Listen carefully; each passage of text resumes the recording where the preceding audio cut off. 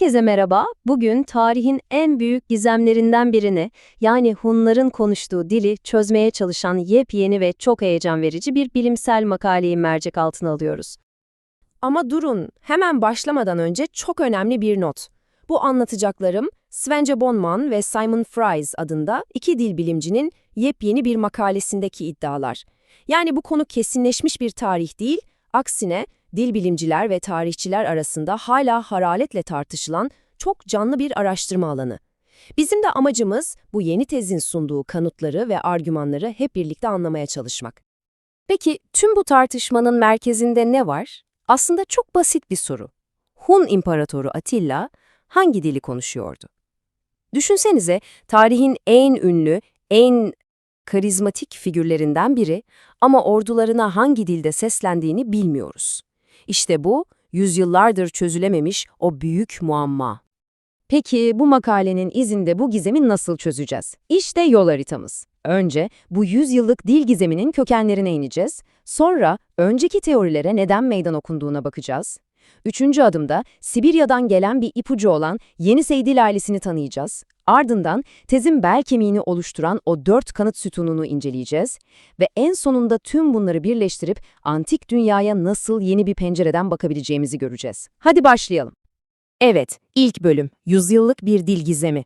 Her şey tarihin en gizemli ve güçlü iki halkıyla başlıyor. Bir yanda Asya'yı titreten Huyungnu, diğer yanda Avrupa'yı kasıp kavuran Hunlar.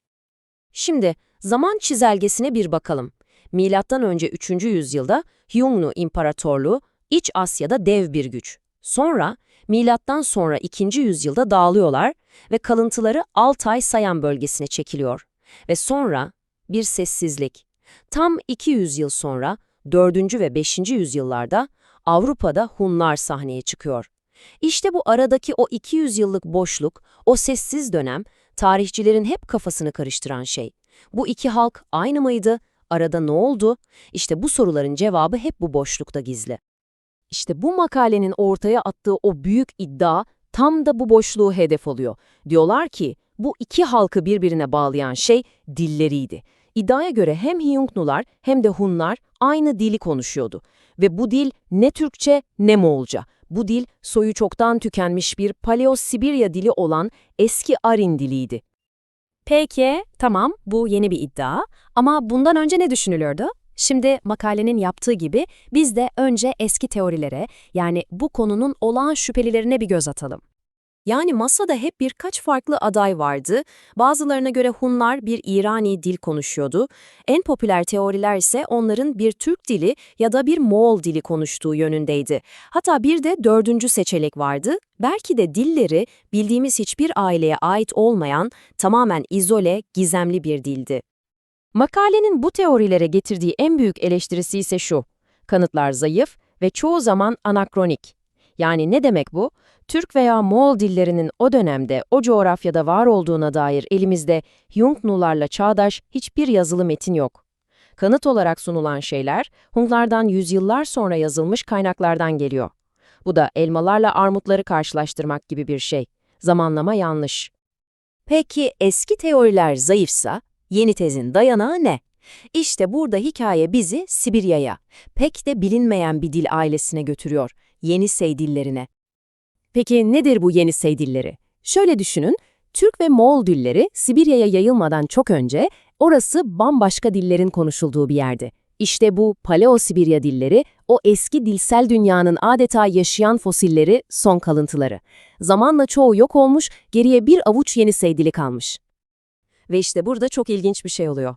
Hatırlıyor musunuz? Hiyungnu kalıntıları nereye çekilmişti? Altay Sayan dağlarına. Peki bilin bakalım, Yenisey dillerinin ana vatanı neresi? Evet, tam olarak aynı yer. Altay Sayan dağları. Bu coğrafi kesişim, bu tezin ilk güçlü ipucu. Bu bir tesadüf olamaz. Şimdi geldik işin en heyecanlı kısmına. Makale, bu eski Arin tezini 4 sağlam sütun üzerine inşa ediyor. Adeta bir dedektifin bir davayı çözmek için masaya koyduğu 4 farklı kanıt gibi. Şimdi bu kanıtları tek tek inceleyeceğiz. Nedir bu 4 kanıt? Birincisi, komşu dillere geçmiş ödünç kelimeler. İkincisi, Hiyungnulardan kalan kısacık antik metinler. Üçüncüsü, Atilya gibi meşhur Hunların kişi isimleri.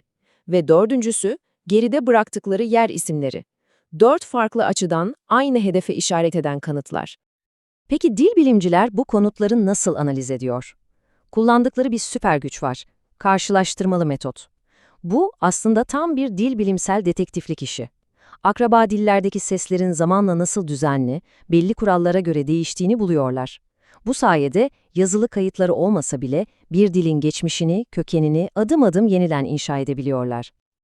İşte bu metodun bulduğu çok net bir desen. Tabloya bakın. Arin dilinde su demek için kul diyorlar. Huş ağacı için kus. Ama diğer akraba Yenisey dillerine baktığınızda aynı kelimeler ul ve us şeklinde. Yani Arin dilinde başta bir K sesi var, diğerlerinde yok. İşte bu K sesi bizim aradığımız parmak izi gibi. Bu Arin dilinin imzası. Şimdi birinci sütuna gelelim, ödünç kelimeler. İşin inanılmaz tarafı şu. Türk ve Moğol dillerinin en eski, en kök kelimelerine baktığımızda mesela göl, köl veya gümüş, kümüş gibi kelimeler görüyoruz. Ve bu kelimelerin başında ne var? Evet, o meşhur K sesi. Bu ne anlama geliyor?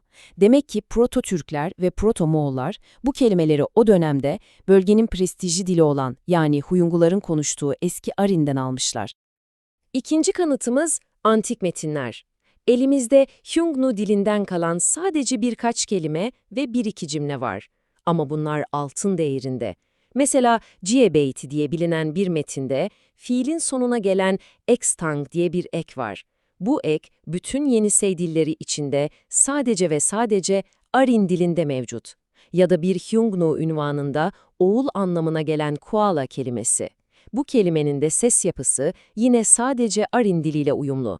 İnanılmaz bir eşleşme. Ve üçüncü sütun, kişi isimleri. En çarpıcı örnek tabii ki Atilla'nın kendisi. Bugüne kadar adının Germen dillerinden geldiği ve babacık anlamına geldiği düşünülürdü. Ama makale diyor ki, bir dakika, bir de Arin dilinden bakalım. Arin dilinde ati kelimesi hızlı demek, la eki de ımsı, imsi gibi bir anlam katıyor. Yani Atilla ne demek oluyor? Hızlımsı ya da oldukça hızlı.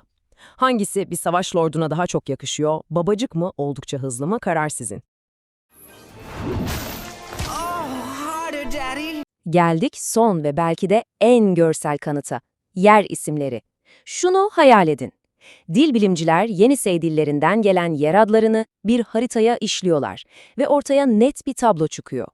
Diğer Yenisey dillerinin izleri kuzeye doğru giderken, Arin diline özgü özellikler kaşıyan yer isimleri sanki bir okla çizilmiş gibi dümdüz batıya doğru bir hat oluşturuyor. Peki bu batıya doğru giden hat ne anlama geliyor? Bu hatta Arin dilinde su demek olan kul veya nehir demek olan sat gibi kelimelerden türemiş yer isimleri var. Ve bu hattın sonu nereye varıyor dersiniz? Avrupa'ya.